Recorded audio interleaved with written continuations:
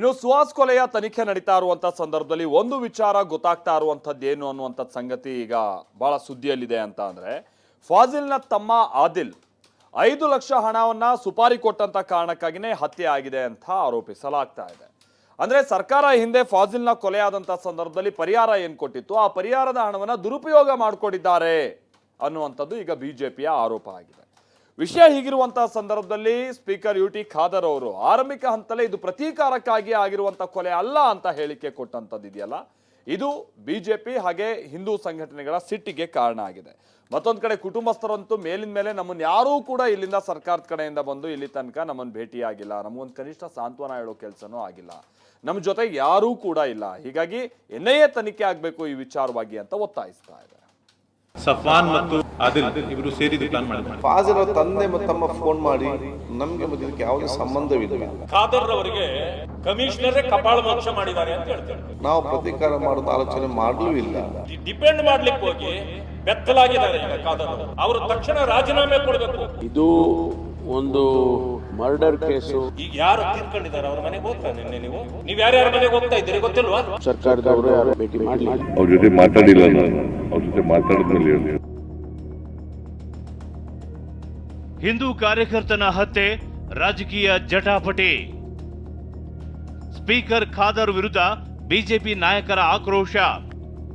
2022 July 26ರಂದು ಹತ್ಯೆಗೀಡಾಗಿದ್ದ Faasil ಪ್ರತೀಕಾರಕ್ಕೆ ತಮ್ಮ ಆದಿಲ್ ಕಾದು ಕೂತಿದ್ದ. ಫಾಜಿಲ್ ಹತ್ಯೆಯಲ್ಲಿ ಹಿಂದೂ ಕಾರ್ಯಕರ್ತ ಸುಹಾಸ್ ಹೆಸರು ಕೇಳಿ ಬಂದಿತ್ತು. ಹೀಗಾಗಿ ಸುಹಾಸ್ಗೆ ಮುಹೂರ್ತ ಫಿಕ್ಸ್ ಮಾಡೋಕೆ ಆದಿಲ್ ಹೊಂಚು ಹಾಕ್ತಿದ್ದ. ಸಫ್ವಾನ್ ಗ್ಯಾಂಗ್ಗೆ ಆದಿಲ್ 5 ಲಕ್ಷ ಸುಪಾರಿ ಕೊಡ್ತಾನೆ, ಕೊಲೆ ಮಾಡಿಸ್ತಾನೆ ಅನ್ನೋದು ಪೊಲೀಸರ ತನಿಖೆಯಲ್ಲಿ ಬಯಲಾಗಿದೆ. 2023 ಪ್ರಶಾಂತ್ ರಣಜಿತ್ ಸೇರಿ ಇವ್ರ ಮೇಲೆ ಹಲ್ಲೆ ಮಾಡಿದ್ರು. ಪ್ರಶಾಂತ್ ಫ್ರೆಂಡ್ ಆಫ್ ಸುಹಾಸ್ ಶೆಟ್ಟಿ ಮತ್ತು ಜೈಲಿಂದ ಆಚೆ ಬಂದ ನಂತರ ಪ್ರಶಾಂತ್ ಸುಹಾಸ್ ಶೆಟ್ಟಿಗೆ ಹೇಳಿದ್ದಾರೆ ದಟ್ ನನಗೆ ಸಫಾನಿಂದ ಭಯ ಇದೆ, ಯಾಕೆಂದರೆ ನಾನು ಅವ್ರ ಮೇಲೆ ಮರಣಾಂತಿಕ ಹಲ್ಲೆ ಮಾಡಿದೆ. ಸೊ ಆ ಚರ್ಚೆಗಳು ಸಫಾನ್ ತನಕ ರೀಚ್ ಆಗಿತ್ತು. ಮಧ್ಯದಲ್ಲಿ both parties are thinking that ಒಬ್ರೊಬ್ರಿಗೆ ಅಟ್ಯಾಕ್ ಮಾಡ್ಬೋದು. ಸೊ ಅದಕ್ಕಾಗಿ ಈ ರೀತಿ ಇದು ಘಟನೆಗಳು ನಡೆದಿದೆ. ಆದರೆ ತನಿಖೆ ಬಯಲಾಗೋ ಮುಂಚೆಯೇ ಸ್ಪೀಕರ್ ಯುಟಿ ಖಾದರ್ ಕೊಟ್ಟಿರುವ ಹೇಳಿಕೆ ರಾಜಕೀಯ ಜಟಾಪಟಿಗೆ ಕಾರಣವಾಗಿದೆ. ಫಾಜಿಲ್ ತಂದೆ ಸಹೋದರ ನನಗೆ ಕರೆ ಮಾಡಿದ್ರು, ಸುಹಾಸ್ ಕೊಲೆಗೂ ನಮಗೂ ಸಂಬಂಧ ಇಲ್ಲ ಅಂತ ಹೇಳಿದ್ದಾರೆ ಅಂದಿರುವ ಖಾದರ್ ವಿರುದ್ಧ ಬಿಜೆಪಿ ನಾಯಕರು ಮುಗಿಬಿದ್ದಿದ್ದಾರೆ, ತೀವ್ರ ಆಕ್ಷೇಪ ಹೊರಹಾಕಿದ್ದಾರೆ.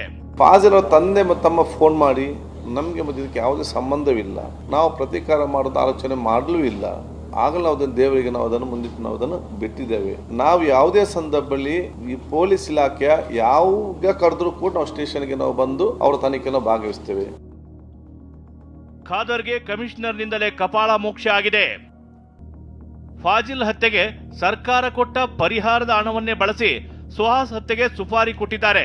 ಇದನ್ನ ಸ್ಪೀಕರ್ ಯುಟಿ ಖಾದರ್ ಡಿಫೆಂಡ್ ಮಾಡೋಕೆ ಹೋಗಿ ತಾವೇ ಬೆತ್ತಲಾಗಿದ್ದಾರೆ ಅಂತ ಛಲವಾದಿ ನಾರಾಯಣ ಸ್ವಾಮಿ ಆಕ್ರೋಶ ಹೊರಹಾಕಿದ್ರು. ಖಾದರ್ ಅವರಿಗೆ ಕಮಿಷನರ್ ಕಪಾಳ ಮೋಕ್ಷ ಮಾಡಿದ್ದಾರೆ ಅಂತ ಹೇಳ್ತೇನೆ. ಯಾಕೆ ಅಂತಂದ್ರೆ ಇವ್ರಿಗೇನ್ ಸಂಬಂಧ ಇದೆ? ಅದು ಈ ಸರ್ಕಾರ ಅವರಿಗೆ ಕೊಟ್ಟ ಪರಿಹಾರದಲ್ಲೇ 5 ಲಕ್ಷ ಆವತ್ತೇ ತಗೊಂಡು ಕೊಟ್ಟಿದೆ ಅಡ್ವಾನ್ಸ್ ಸುಪಾರಿಗೆ. ನನ್ನ ಮಾತನ್ನ ವರದಿಗಳೇ ಬಂದ ಮೇಲೆ ಇವರೀಗ ಅವರನ್ನ ಡಿಪೆಂಡ್ ಮಾಡ್ಲಿಕ್ಕೆ ಹೋಗಿದ್ದಾರೆ. ಡಿಪೆಂಡ್ ಮಾಡ್ಲಿಕ್ಕೆ ಹೋಗಿ ಬೆತ್ತಲಾಗಿದ್ದಾರೆ ಈಗ ಖಾದರ್ ಅವರು. ನನ್ಗನ್ಸ್ತಕ್ಕಂಥದ್ದು ಇದರಲ್ಲಿ ಅವರು ಕೈ ಹಾಕ್ಬಾರ್ದಾಗಿತ್ತು, ಮೂಗು ತೋರಿಸಬಾರ್ದಾಗಿತ್ತು. ಅವರು ಅನವಶ್ಯ ಮೂಗು ತೋರಿಸಿ ಈಗ ಜನರ ಕೋಪಕ್ಕೆ ಬಲಿಯಾಗ್ತಾರೆ. ಅವರು ತಕ್ಷಣ ರಾಜೀನಾಮೆ ಕೊಡಬೇಕು. ಸ್ಪೀಕರ್ ಯುಟಿ ಖಾದರ್ ವಿರುದ್ಧ ಕಿಡಿಕಾರಿದ ಸುಳ್ಯ ಶಾಸಕಿ ಭಾಗೀರಥಿ ಮರುಳ್ಯ ಫಾಜಿಲ್ ಕುಟುಂಬವನ್ನ ನಿರಪರಾಧಿ ಎಂದಿದ್ದಾರೆ, ನಿಮ್ಮನ್ನು ತನಿಖೆ ಮಾಡಬೇಕು ಅಂತ ಆಗ್ರಹ ಮಾಡಿದ್ರು. ಕೂಡ ಅವರ ಬಗ್ಗೆನೇ ಒಂದು ರೀತಿಯ ಒಲವನ್ನು ತೋರಿಸುವಂತ ನಿಟ್ಟಿನಲ್ಲಿ ಮಾತಾಡಿದ್ದಾರೆ. ಅವರ ಬಗ್ಗೆ ಕೂಡ ಇವತ್ತು ಅವರು ಒಂದು ಫೋನಿನ ಮುಖಾಂತರ ಮಾತಾಡಿದ್ದಾರೆ, ಅವರು ನಿರಪರಾಧಿ ಅಂತ ಹೇಳಿದ್ದಾರೆ. ಅದು ಹೇಗೆ ಹೇಳಿದ್ದಾರೆ? ಅದಕ್ಕೋಸ್ಕರ ಅವರನ್ನು ಕೂಡ ಇವತ್ತು ಯುಟಿ ಖಾದರನ್ನು ಕೂಡ ತನಿಖೆ ಮಾಡುವಂತ ಕೆಲಸವನ್ನು ಪೊಲೀಸ್ ಇಲಾಖೆ ಮಾಡಬೇಕು ಅಂತ ಈ ಮೂಲಕ ವಿನಂತಿ. ಫಾಜಿಲ್ ಕುಟುಂಬಕ್ಕೆ ಸರ್ಕಾರ ಕೊಟ್ಟಿದ್ದ ಪರಿಹಾರದ ಹಣ ದುರ್ಬಳಕೆಯ ಬಗ್ಗೆ ಮಾತನಾಡಿದ ಸಿದ್ದರಾಮಯ್ಯ, ಈ ಬಗ್ಗೆ ಮಾಹಿತಿ ಪಡೆದು ಮಾತನಾಡ್ತೀನಿ ಅಂದ್ರು. ಕೆಲವೊಂದು ಕಡೆ ಸರ್ಕಾರ ಕೊಟ್ಟಿರ್ತಕ್ಕಂಥ ಹಣ ದುರ್ಬಳಕೆ ಆಗಿದೆಯಾ ಇಲ್ಲ, ಅದ್ರ ಬಗ್ಗೆ ನೋಡಬೇಕು, ನನಗೆ ಗೊತ್ತಿಲ್ಲ.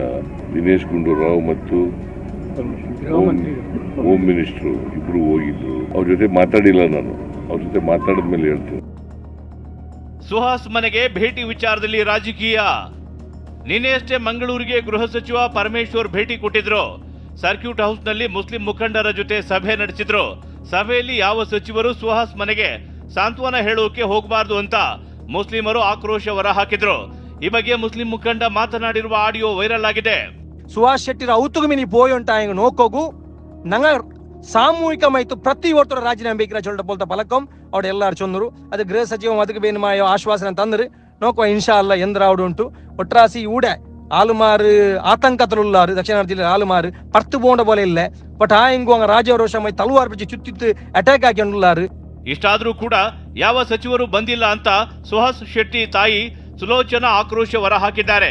ಸರ್ಕಾರದ ಮೇಲೆ ನಮಗೆ ನಂಬಿಕೆ ಇಲ್ಲ, ಎನ್ಐಎ ತನಿಖೆ ಆಗಬೇಕು ಅಂತ ಆಗ್ರಹಿಸಿದ್ದಾರೆ. ಇನ್ನು ಯಾವ ಪ್ರತಿನಿಧಿನೂ ಬಂದಿಲ್ಲ, ಯಾರು ಬಂದಿಲ್ಲ. ಸರ್ಕಾರದಿಂದ MLAಗಳು ಬಂದಿದ್ದಾರೆ, ಆದ್ರೆ ಸಚಿವರು ಯಾರೋ ಒಂದು ನಮ್ಗೆ ಭರವಸೆ ಕೊಟ್ಟಿಲ್ಲ. ನಿಮ್ಮ ಈಗ ಇದೆಲ್ಲ ಇಷ್ಟೆಲ್ಲ ಆಗಿದೆ ಅಂತ ಯಾರು ಕೂಡ ಬಂದಿಲ್ಲ, ಒಂದು ಫೋನ್ ಕೂಡ ಮಾಡಿಲ್ಲ. ಅದಕ್ಕೆ ನಾವು ಹೇಳ್ತೀವಿ NIAಗೇನೆ ಕೊಡ್ಬೇಕು, ಈ ಗವರ್ಮೆಂಟ್ ಅಲ್ಲಿ ನಮ್ಗೆ ನಂಬಿಕೆ ಇಲ್ಲ. ಎನ್ಐಎ ತನಿಖೆ ಕೊಡೋಕೆ ಬರೋದಿಲ್ಲ, ನಾವೇ ತನಿಖೆ ಮಾಡ್ತಿದ್ದೀವಿ ಅಂತ ಗೃಹ ಸಚಿವ ಪರಮೇಶ್ವರ್ ಹೇಳಿದ್ರು. ನಮ್ಮ ಅಭಿಪ್ರಾಯ, ನಮ್ಮ ಪೊಲೀಸ್ ಇಲಾಖೆ ಸಮರ್ಥವಾಗಿ ಕೆಲಸ ಮಾಡ್ತಾ ಇದೆ. ಈಗಾಗಲೇ 8 ಜನರನ್ನ ಅರೆಸ್ಟ್ ಮಾಡಿದ್ದಾರೆ. ತನಿಖೆ ಮುಂದುವರೆದಿದೆ. ಈ ಸಂದರ್ಭದಲ್ಲಿ NIA ಕೊಟ್ರೆ ನಾವು NIA ಕೊಡುವಂತ ಅವಶ್ಯಕತೆನೇ ಬರೋದಿಲ್ಲ ಅಂತ ನಾವು ಕೊಟ್ಟಿಲ್ಲ. ನೀವೇನಾದ್ರೂ ಸುಹಾಸ್ ಮನೆಗೆ ಹೋದ್ರಾ ಅಂತ ಪರಿಷತ್ ವಿಪಕ್ಷ ನಾಯಕ ಛಲವಾದಿ ಕೆಂಡ ಕಾರಿದ್ರು. ಇದಕ್ಕೆ ತಿರುಗೇಟು ಕೊಟ್ಟ ಪರಮೇಶ್ವರ್ ಸುಹಾಸ್ ಶೆಟ್ಟಿ ವಿರುದ್ಧ 5 ಕೇಸ್ಗಳಿವೆ, ಹೀಗಾಗಿ ಭೇಟಿ ಕೊಟ್ಟಿಲ್ಲ ಅಂದ್ರು. ಇಲ್ಲೆಲ್ಲ ಏನ್ ನಡೆದಿದೆ ನೀವು ಹೋಗಿ, ಈಗ ಯಾರು ತೀರ್ಕೊಂಡಿದ್ದಾರೆ ಅವ್ರ ಮನೆಗೆ ಹೋದ್ರ ನಿನ್ನೆ ನೀವು ಯಾರ್ಯಾರ ಮನೆಗೆ ಹೋಗ್ತಾ ಇದ್ದೀರಿ ಗೊತ್ತಿಲ್ವಾ? ಇದರಿಂದ ನಿಮ್ಮ ಪ್ರೇರೇಪಣೆಗಳು ಇದರಲ್ಲಿದೆ. ಈ ಸರ್ಕಾರ ಇದರೆಲ್ಲದರ ಜವಾಬ್ದಾರಿ ಬರಬೇಕು. Law and order situation in Karnataka is big zero. ನೀವೇನು ಮಾಡೋ ಪರಿಸ್ಥಿತಿಯಲ್ಲಿ ಇಲ್ಲ ಅಂತ ಆಗಿದೆ, ನಿಮ್ಮ ಕೈ ಮೀರಿ ಹೋಗಿದೆ. ಯಾಕೆ ಅಂತಂದ್ರೆ ಎಲ್ಲಾ ಕಡೆಯಲ್ಲಿ ಲಾವ್ ಲಾವ್ ಲಾವ್ ಲಾವ್ ಅಂತ ಎಲ್ಲರ ಹತ್ರ ವಸೂಲಿಗೆ ಹಿಡಿದು ಬಿಟ್ರೆ ನೀವು ಯಾರು ನಿಮ್ಮ ಮಾತು ಕೇಳ್ತಾರೆ? ನೋಡಿ, ಇದು ಒಂದು ಮರ್ಡರ್ ಕೇಸು, ಅವ್ರ ಮೇಲೆ ಅನೇಕ ಕೇಸ್ಗಳಿತ್ತು, 5 ಕೇಸೇನೋ ಅವ್ರ ಮೇಲೆ ಇತ್ತು. ಹಾಗಾಗಿ ಆ ಸಂದರ್ಭದಲ್ಲಿ ನಾವು ಯಾರು ಸರ್ಕಾರದವರು ಯಾರು ಭೇಟಿ ಮಾಡೋದಕ್ಕೆ ನಾವು ಎಲೆಕ್ಟೆಡ್ ರೆಪ್ರೆಸೆಂಟೇಟಿವ್ಸ್, ನಾನಾಗಲಿ ಮತ್ತು ಯಾರಾಗಲಿ ಭೇಟಿ ಮಾಡಲಿಲ್ಲ. ಹಿಂದೂ ಕಾರ್ಯಕರ್ತ ರೌಡಿ ಶೀಟರ್ ಸುಹಾಸ್ ಹತ್ಯೆ ಕೇಸ್ನಲ್ಲಿ ರಾಜಕೀಯ ಜೋರಾಗಿಯೇ ನಡೆಯುತ್ತಿದೆ. ಮಂಗಳೂರಿಗೆ ಪರಮೇಶ್ವರ್ ಭೇಟಿ ಕೊಟ್ಟರು, ಸುಹಾಸ್ ಕುಟುಂಬಸ್ಥರಿಗೆ ಸಾಂತ್ವನ ಹೇಳಿಲ್ಲ ಅಂತ ಬಿಜೆಪಿ ಆರೋಪಿಸುತ್ತಿದೆ. ಇದಕ್ಕೆ ಕೌಂಟರ್ ಆಗಿ ಕಾಂಗ್ರೆಸ್ ಆತ ರೌಡಿ ಶೀಟರ್ 5 ಕೇಸ್ಗಳಿವೆ ಅಂತ ಪ್ರಶ್ನಿಸುತ್ತಿದೆ. Bureau report TV9.